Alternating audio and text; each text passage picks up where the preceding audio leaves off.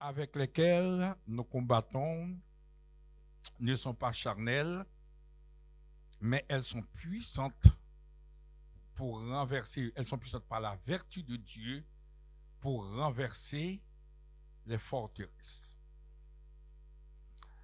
Certains versets qu'on connaît beaucoup, longtemps, on cite bien souvent, et c'est pour cela que je vais essayer de faire le mot à mot avec vous, et pour qu'on puisse extraire le sens de ce verset qui remplit, qui constitue un message puissant ce matin. Les âmes avec lesquelles nous combattons ne sont pas charnelles. C'est la bataille ou bien le combat des pensées, etc. et tout ça. Vous savez, les pensées violent notre intimité. On n'évite jamais une pensée, la pensée en toute seule. Et quand elle rentre, elle fait des dégâts énormes dans nos vies. Elle paralyse nos vies. Vous savez, au travers de cette adoration, on peut être transporté dans l'adoration. Il y a une pensée qui arrive d'un seul coup, qui casse l'adoration et qui vous transporte à un endroit où vous êtes sortis, même si vous êtes parmi nous, nous sommes ici, mais nous sommes déjà loin. Une pensée. Une pensée, la pensée détruit nos vies, nos sommeils. On est en train de dormir, un sommeil, une nuit reposante, et puis on ne sait pas qu'est-ce qui arrive. Il y a une pensée qui arrive. Eh bien, c'est fini. Il n'y a plus de sommeil, rien du tout. On est en train de tourner en rond. On est en train de penser à des choses, des pensées qui arrivent. Les pensées détruisent. Et comme je vous ai dit, c'est la seule chose qu'on peut pas, on n'évite pas, qui arrive, qui viole notre intimité, qui rentre dans notre vie et puis qui s'installe. Et malheureusement, il y a des pensées qui amènent à la ruine totale, au suicide, au divorce. Et les pensées arrivent un peu partout. Voilà. Et ce matin, Dieu a donné en quelques paroles à cet homme de Dieu, cet apôtre, l'apôtre Paul, pour nous dire tout simplement, les âmes avec lesquelles nous combattons ne sont pas charnelles. Alors on va rester sur le mot charnel, tout simplement. Que Dieu nous bénisse ce matin. Que Dieu nous garde ce matin. Que Dieu nous permette de sortir étant armés contre ces fléaux. Ces fléaux qui détruisent la vie, qui détruit tout le rêve qu'on peut formuler sur cette terre. Une seule chose qui arrive, une pensée, et voilà. Une pensée divise l'Église. Une pensée divise une famille. Une pensée, voilà, on était bien dans son projet, et une pensée qui arrive, voilà. Un dégât. Et qui n'est pas victime, tantôt d'une manière, tantôt d'une autre, d'une pensée. Et surtout d'une mauvaise pensée.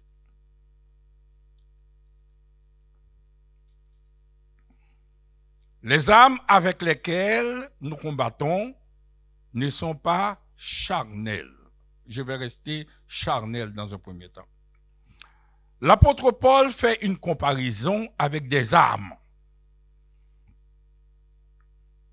Nous vivons dans un monde, il y a des armes puissantes maintenant, qui volent sur nos têtes à droite et à gauche. La Russie dit, il a une arme qui s'appelle Satan 2, Il faut le retenir parce que s'il lâche Satan d'eux, ça va faire des dégâts énormes. Les États-Unis disent, moi, j'ai des armes, je peux une seule... Alors, on a dit, peut-être c'est un faux témoignage, hein? J'ai dit un faux témoignage parce que je ne vais pas... j'accuse personne. Et vous savez, il y a eu un tremblement de terre en Haïti. On a dit que c'était une arme qu'on a essayé, et vous avez entendu ça aussi, hein, qui a provoqué, une âme, provoqué un tremblement de terre et détruit un pays. Si c'est vrai, je ne sais pas. Et on laisse ce point d'interrogation. C'est pour montrer qu'il y a des armes. Israël, maintenant, il paraît les Palestiniens sont dans des sous-sols. Voilà. Une âme est partie chercher de combien de mètres percés pour trouver les Palestiniens. C'est les armes. Mais la Bible nous dit ce matin, les armes, nous, avec lesquelles nous combattons, ne sont pas charnelles. Ça veut dire, aucun homme ne peut construire cette arme. C'est ça qu'il a dit. Ils ne sont pas de la chair. Les âmes ne sont pas humaines. Ça dépasse les hommes. Ça dépasse toute capacité et toute puissance. Toute puissance de destruction qu'une âme peut avoir. Mais la Bible nous dit, les âmes, nous, avec lesquelles nous combattons, ne sont pas charnelles. Et là, c'est un premier espoir, mes bien-aimés, pour nous procurer ces âmes-là. Ces âmes qui nous font trop de dégâts, qui détruisent nos vies. La Bible nous dit, l'âme, lui, l'âme de Dieu, l'âme que Dieu nous donne, dépasse toutes ces âmes-là, etc. La paix soit avec vous, mes bien-aimés. Maintenant, on va aller doucement. Et elle nous dit ensuite, après, elles ne sont pas charnelles, mais elle va employer un autre mot, elles sont puissantes.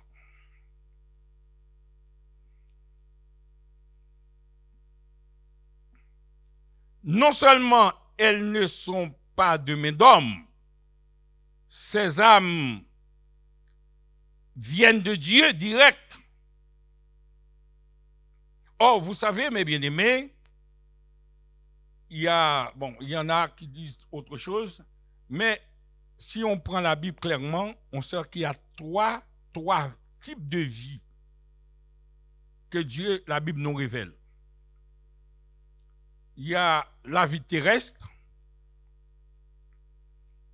il y a la vie angélique, il y a la vie divine. Terrestre, c'est cette vie-là que nous vivons. La vie angélique, c'est là la Bible nous parle des dominations, des principautés, des puissances qui sont, parce que Satan est un ange, il y a les bons et les mauvais anges. Et maintenant, il y a aussi la vie divine. La paix soit avec vous, mes bien-aimés. Or, ce que la Bible, la parole de Dieu nous dit, avant de continuer, voilà ce que la Bible nous dit dans Colossiens. Si vous êtes ressuscité avec Christ,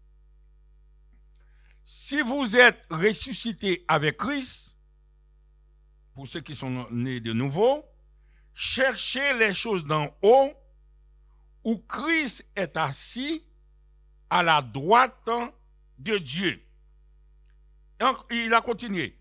Affectionnez-vous aux choses d'en haut et non à celles qui sont sur la terre. Car vous êtes morts au Christ et votre vie est cachée avec Christ en Dieu. Donc, la Bible nous demande de ne pas chercher cette vie humaine, cette vie terrestre, et même la vie angélique, la deuxième étape de la vie, mais il nous demande d'aller chercher la vie divine, la vie en haut. Et là, maintenant, à cause de cette vie-là, nous pouvons maintenant dominer tous les traits enflammés de l'ennemi au nom de Jésus. Nous devons chercher là-haut la vie divine. Or, la Bible nous dit, on reprend, avec lesquelles, mais elles sont puissantes. Maintenant, si maintenant on cherche, on est connecté à Christ, eh bien, on a une âme. Et la seule âme qui puisse nous aider vraiment à nous débarrasser de toutes les âmes qui nous font la guerre tous les jours, qui captent nos pensées, qui détruisent nos vies, de toutes les âmes qui détruisent nos vies. Et seule la vie en Christ peut nous donner une autre âme au nom de Jésus. Elles sont puissantes. Et le mot puissant, c'est le mot dynamis. Et explosif. C'est un mot qui est là pour détruire, pour raser. Raser, par exemple, là, quand on veut raser un immeuble, etc., qui n'a plus de traces. Voilà. Et la Bible nous dit, lui, Dieu, a cette âme-là pour nous aider à détruire. Il a dit, pour renverser les forteresses. Toutes les forteresses, toutes les idées. Vous savez, mes bien-aimés, Satan met des idées dans nos cœurs. Des idées négatives. Toi, tu ne réussis jamais. Toi, tu n'es bon, tu n'es pas beau, tu n'es pas belle. Il faut mettre un petit peu plus de maquillage ou bien et faire en sorte que tu deviennes beaucoup plus clair. Et tu es trop foncé. Voilà. Et pour les blancs, et aussi, vous êtes trop clair. Il faut essayer de mettre quelque chose pour devenir un petit peu plus bronzé. Vous voyez? C'est-à-dire que à chaque fois, Satan essaye de mettre des forteresses, c'est-à-dire faire en sorte qu'il nous manque toujours quelque chose. Il y a quelque chose à faire, toujours. Quand on est à gauche, si tu étais à droite, ça aurait été mieux. Quand on est à droite, il fallait être à gauche, etc. Un monde qui nous donne toujours l'insatisfaction totale, mes bien-aimés. L'insatisfaction totale. Je vous dis une chose avant d'aller plus loin. Et quand nous prenons, par exemple, le Psaume 139, qu'est-ce qu'il nous a dit? C'est toi qui m'as créé, c'est toi qui as formé mes reins, qui m'as tissé dans le sein de ma mère. Je te loue, dès que je suis une créature si merveilleuse. La paix soit avec vous, mes bien-aimés. Tes œuvres sont admirables et mon âme le reconnaît bien, mes bien-aimés. Vous êtes une créature si merveilleuse. C'est la parole de Dieu, c'est la Bible qui dit. C'est Dieu, mes bien-aimés, je l'ai dit souvent, Dieu nous a créés à son image. La paix soit avec vous, mes bien-aimés. Dieu m'a créé tel que je suis, avec mes défauts et peut-être aussi avec mes qualités, mais Dieu m'a créé ainsi. À chaque fois je vais changer, c'est-à-dire c'est une offense apportée à Dieu. Parce que c'est son image. Je ne suis pas satisfait de l'image de Dieu qui est en moi. La paix soit avec vous. C'est une expression que Dieu a mise en moi pour le glorifier tout simplement. Voilà. Peut-être il y en a qui parlent mal, il y en a qui bèguent un peu, il y en a qui ont des... Dieu nous m'a créé comme ça. Et Dieu m'a dit, maintenant, je suis une créature si merveilleuse. La paix soit avec vous, mes bien-aimés. Nous vivons dans un monde, mes bien-aimés, tout le monde doit porter des Adidas. Et puis c'est tout. Heureusement, l'État est en train de faire quelque chose. On commence à mettre de l'uniforme. Parce qu'il y a des parents qui ont, il faut, même s'ils n'ont pas grand-chose, ils sont obligés d'acheter Adidas, Nike, etc. Et tout, parce qu'ils ne veulent pas que les enfants arrivent. Et maintenant, je ne sais pas, mais s'ils arrivent à faire ça, ça va donner un petit peu une bouffée d'air, comme on dit. à des parents parce qu'il faut, on veut être uniforme, on veut ressembler à l'autre. Et tandis que Dieu ne nous a pas créés comme ça, mes bien-aimés. Dieu nous a créés pour sa gloire. La paix soit avec vous, mes bien-aimés. La paix soit avec vous. Alors, Éphésiens va nous dire encore quelque chose. Nous sommes son ouvrage. Et Éphésiens 2:10. Ayant été créés en Christ pour de bonnes œuvres que Dieu a préparées d'avance afin que nous les pratiquions. Le mot ouvrage signifie nous sommes des chefs-d'œuvre de Dieu.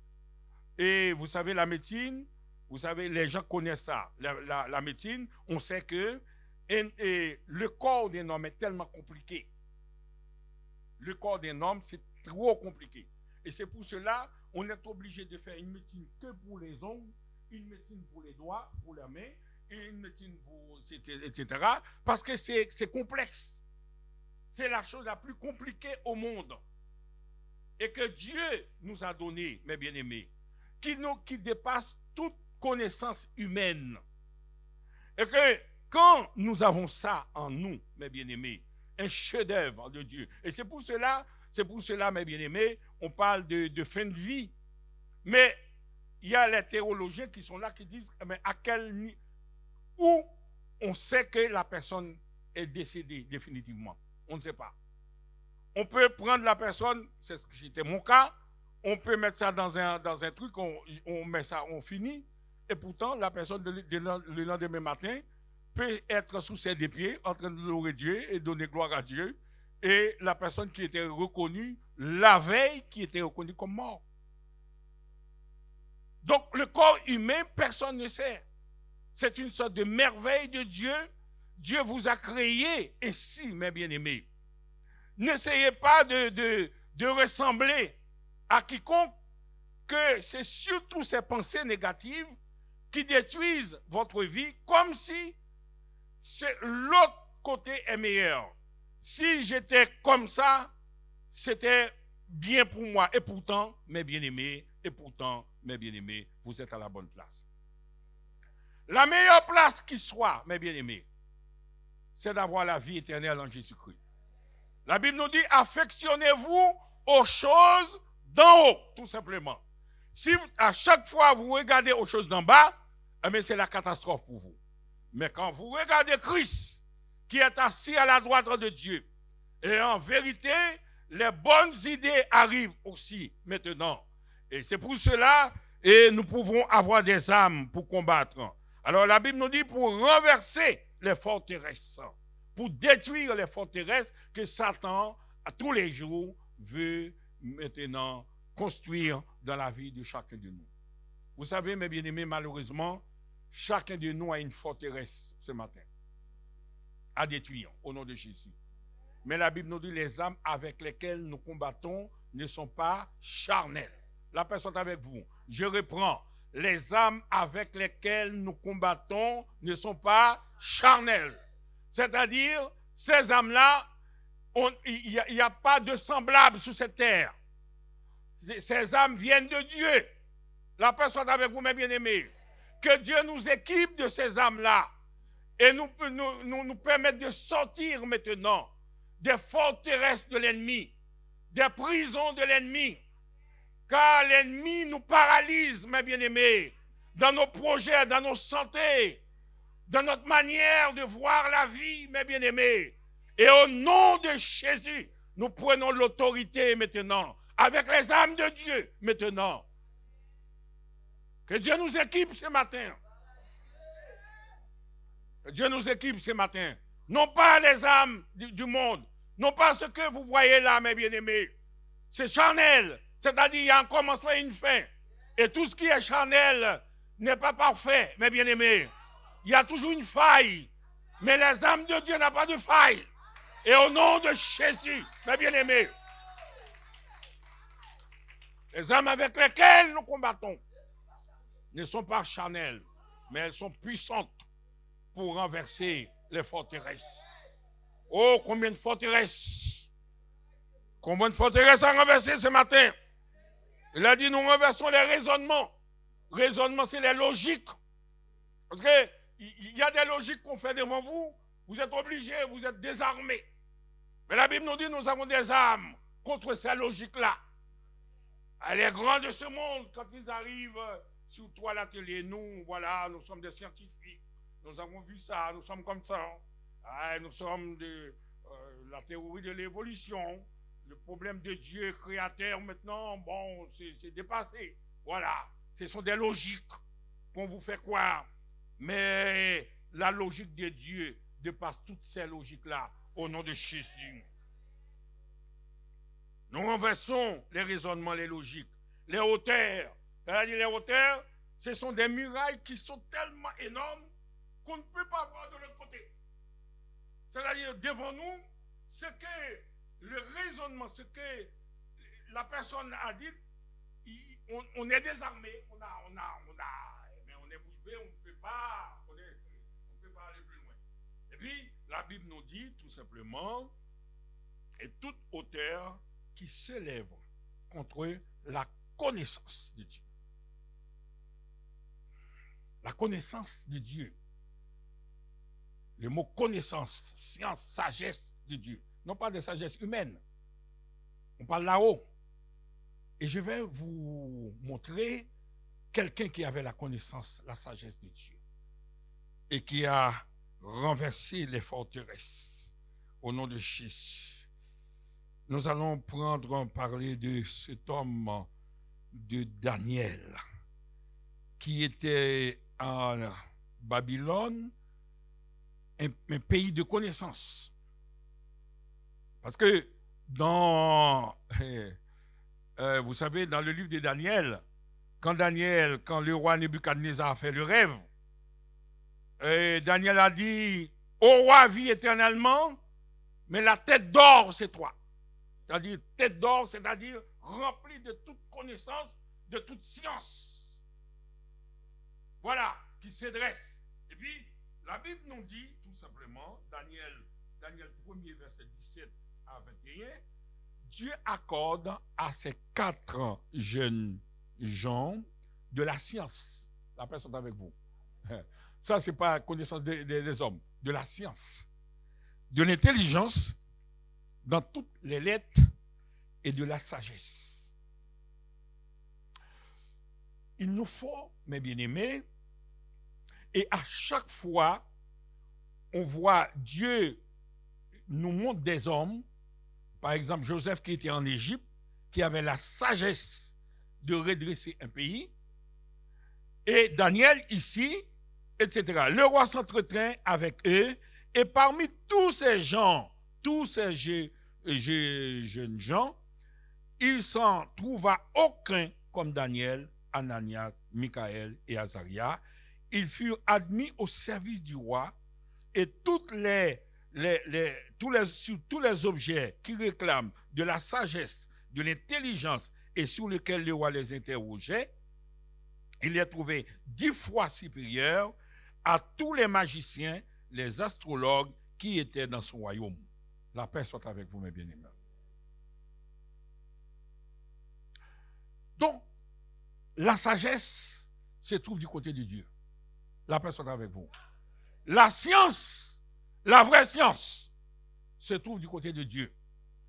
L'intelligence se trouve, car le Dieu, c'est le Dieu de toute intelligence. Et nous voyons à chaque fois, Dieu donne son intelligence. Quelqu'un qui cherche l'intelligence là-haut, où Christ est assis, eh bien la personne là peut vivre sans ces attaques de pensée qui font des ravages, qui détruisent les vies, qui détruisent les couples, qui détruisent les santé, qui détruisent tout, mes bien-aimés, et il n'y a pas d'autre antidote contre ces pensées-là, si ce n'est en Christ, si ce n'est quand on est attaché à Christ au nom de Jésus. La pensée. Quelle pensée? Est-ce qu'on va nourrir des pensées négatives qui rongent notre vie depuis notre enfance peut-être? Satan, il vient tous les jours, il vous accuse. Ah oui, rappelle-toi, pendant que tu es jeune, voilà ce que tu as fait aujourd'hui. Voilà. Rappelle-toi hier, rappelle-toi, rappelle. Il nous rappelle toujours des choses négatives. Mais le Saint-Esprit est là pour nous rappeler aussi les choses de Dieu. La paix soit avec vous, mes bien-aimés. La paix soit avec vous, mes bien-aimés. Voilà. Alors, il parle tout ce qui est la connaissance de Dieu. Et moi, je vais terminer là avec vous pour vous dire tout simplement, mes bien-aimés, et toute pensée captive, avant d'aller plus loin, à l'obéissance de Christ. Ici, le mot toute pensée captive. Toute pensée, regardez mes bien-aimés, ça c'est un mot qui est fort. Toute pensée captive, ce n'est pas seulement les pensées emprisonnées que Satan a emprisonnées, même les pensées du diable. Parce qu'il a dit toute pensée captive. Puisque plus tard, la Bible va nous dire, toute langue doit confesser le Christ. Tout genou doit fléchir devant le Christ, que ce soit le diable, que ce soit Lucifer, que ce soit les dominations, tout le monde doit reconnaître que Jésus est Dieu, il est assis à la droite de Dieu et il détient toute la puissance de la gloire de Dieu. La paix soit avec vous, mes bien-aimés. Toute pensée captive doit être amenée à l'obéissance de la croix et au nom de Jésus, mes bien-aimés. Je vais considérer Hébreux 11. Hébreux 11. La Bible nous dit c'est par la foi qu'Abraham offrit Isaac. Écoutez, c'est par la foi. Il y a ce qu'on appelle les pensées de foi. Les pensées de foi, ce sont des paroles prophétiques que vous pouvez prononcer sur votre vie. Vous savez que, on dit toujours dans le Psaume 118, le psalmiste qui a dit non, je ne mourrai pas. C'est parce qu'il y a un esprit négatif, une pensée négative qui est arrivée pour dire toi, tu ne passeras pas la journée. Mais lui, il l'a remplacé par une autre pensée maintenant. Je ne mourrai pas. Non, parce que je suis créé pour rendre gloire à Dieu. Je ne mourrai pas, je vivrai. Et je suis là pour raconter les œuvres de l'Éternel. Voilà, c'est pourquoi Dieu m'a mis sur cette terre. Il a repris les choses dans le bon sens. Maintenant, il n'a pas accepté l'accusation de l'ennemi. La paix soit avec vous, mes bien-aimés. Et on a vu aussi, avant d'arriver sur Abraham, on a vu aussi les mêmes choses avec David et Goliath. Qu'est-ce qui s'est passé, mes bien-aimés? On dit oui, David a tué Goliath. Mais la première bataille, c'était une bataille de pensée.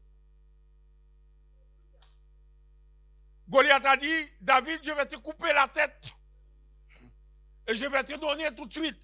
David a dit, non, c'est moi qui vais te couper la tête. Parce que tu as insulté la main de Dieu.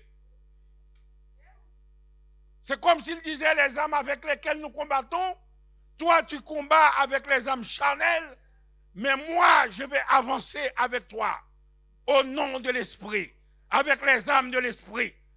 Et monsieur Goliath, tu vas voir tout à l'heure, tu ne sais pas comment tu vas te voir par terre, mais tu ne sais pas comment qu'est-ce qui s'est passé. Parce que la pierre que je vais prendre là, non pas charnelle, non pas avec moi, avec ma connaissance, c'est la pierre que l'Éternel va te viser toi-même. Les âmes avec lesquelles nous combattons ne sont pas charnelles. Et combat et Goliath, mais Goliath était par terre. Goliath a pris un coup, Goliath a dit, mais qu'est-ce qui m'arrive? J'ai pas vu la pierre. Si je pouvais voir la pierre, je pouvais au moins esquiver. Mais parce que c'est les armes avec lesquelles nous combattons qui ne sont pas charnelles. Elles sont puissantes pour renverser les forteresses. Les âmes de l'esprit, mes bien-aimés. La parole, les âmes de l'esprit. Et puis, il y a cette pensée de la foi. Regardez, c'est par la foi qu'Abraham offrit Isaac. lorsqu'il fut mis à l'épreuve et qu'il offrit son Fils unique, lui qui avait reçu la promesse et à qui il a été dit, en Isaac sera nommé pour toi une postérité. Regardez, mes bien-aimés, le verset le dernier. Il pensait, la pensée. Il y a une pensée négative avec le temps qui a dit à Abraham, ce n'est pas la peine, la promesse que Dieu a faite. Tu peux aller trouver Agar pour t'aider à avoir un enfant, c'est-à-dire pour donner un coup de main à Dieu. Abraham a dit maintenant, il pensait que Dieu était puissant. La personne avec vous, mes bien-aimés. La bataille de pensée. La personne avec vous, mes bien-aimés. Sortez avec cette bataille de pensée. Et au nom de Jésus, et pour mettre Satan dehors, non, je ne mourrai pas. Je vivrai. Cette maladie n'est pas à la mort, elle est pour la gloire de Dieu. Tu me poussais pour me faire tomber, mais l'Éternel m'a secouru. Pensée négative, pensée positive. Alors maintenant, il a dit, il pensait que Dieu est puissant, même pour ressusciter les morts, et aussi recouvra-t-il par une sorte de résurrection. Quand il allait présenter Isaac, il n'a pas amené, vous savez déjà, bon, on ne va pas reprendre l'histoire, sa femme, parce qu'on a peur, c'est une femme quand même, ça reste quand même une femme. Mais il est parti. Mais il avait cette conviction, cette pensée que Dieu n'allait pas prendre son fils. La paix soit avec vous, mes bien-aimés. La paix soit avec vous, mes bien-aimés. Vous avez perdu un emploi ce matin? Vous avez une santé défaillante? Il faut penser avec cette pensée que Dieu, c'est le Dieu de victoire. Ce n'est pas le Dieu de défaite. Si Dieu me laisse encore sur cette terre, c'est parce que je dois accomplir quelque chose pour sa gloire. C'est parce que, comme la Bible nous dit, faut la vie me fait tout païen au crier un bon Dieu. Il y a peut-être un païen seulement amené à la repentance. Ma vie, Dieu est le Dieu conséquent, je l'ai dit toujours, Dieu cohérent. Dieu ne vous laisse pas promener, balader sur cette terre comme ça. Vous avez quelque chose à accomplir, mais seule la volonté de Dieu doit s'accomplir dans votre vie. Or, les pensées négatives qui entrent, qui violent votre vie, votre intimité, peut être de l'adoration tous les jours, comme j'ai dit tout à l'heure, mes bien-aimés. Il y a une pleure qui arrive, mais on ne sait pas pourquoi, et tandis qu'on était bien. On peut être dans un une grande fête, tout le monde est en train de manger, mais tout de suite, il y a quelque chose qui arrive. On n'a même pas l'appétit, on n'a pas envie, parce que l'ennemi, cet ennemi de pensée qui arrive pour faire des dégâts énormes. Mais en vérité, au nom de Jésus, Dieu nous donne cette âme maintenant. Les âmes avec lesquelles aujourd'hui nous allons combattre ne sont pas charnelles. Heureusement, les âmes de diable charnelles. Mais notre âme, Satan ne connaît pas cette âme.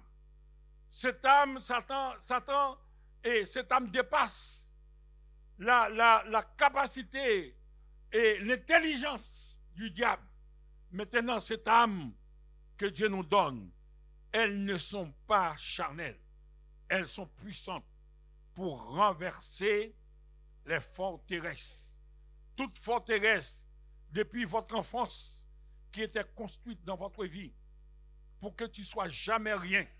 Et au nom de Jésus, par cette âme que Dieu nous donne, on va tous les renverser. Renverser, c'est-à-dire renverser complètement et remettre les choses dans l'ordre.